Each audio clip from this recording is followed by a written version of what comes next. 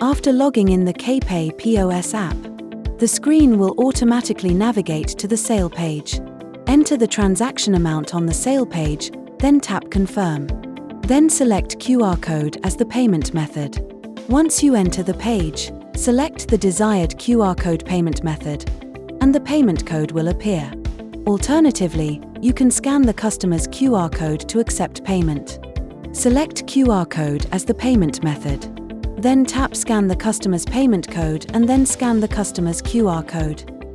After the transaction is successful, the screen will display successful. The receipt will be printed automatically. You can tap Merchant or Customer to print out the copy of receipt again.